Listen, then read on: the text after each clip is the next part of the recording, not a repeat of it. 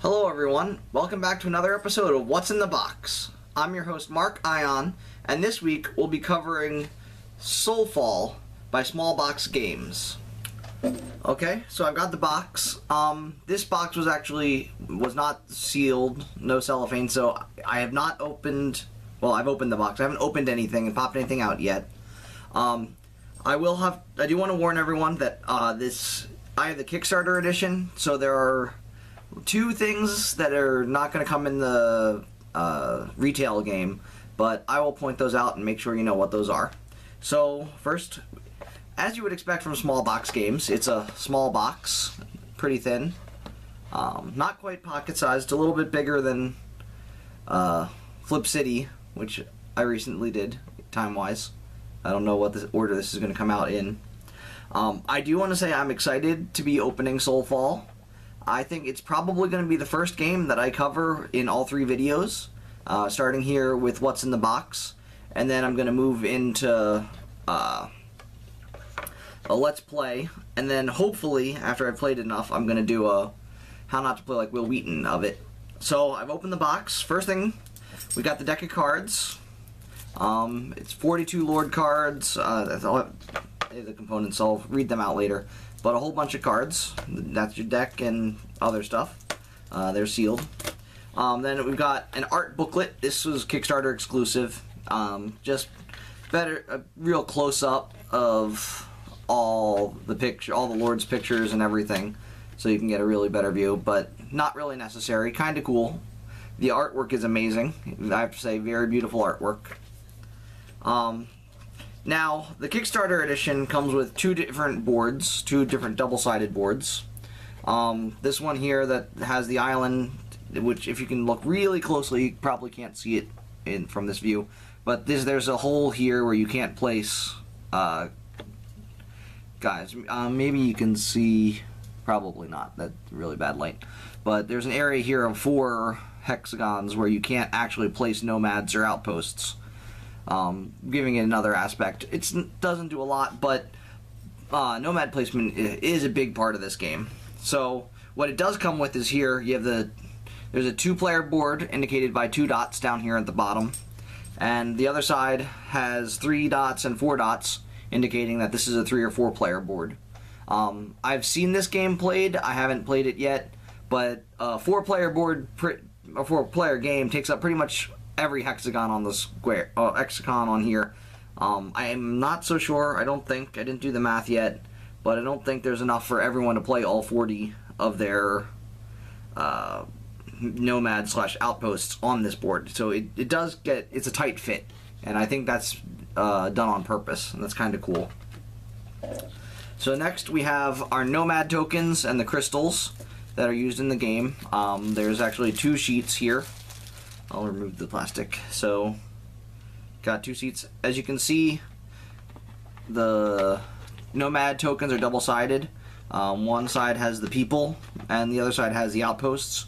The outposts are actually marked by a little white dot, which you might be able to see. It's a very small white dot at the bottom, marking that that's an outpost. Outposts cannot be destroyed in the game, so upgrading them makes sense. That's kind of cool. I'm glad they have the white dot. I was a little worried on how you would tell what's what. You can barely see the white dot on the yellow one, but it's there.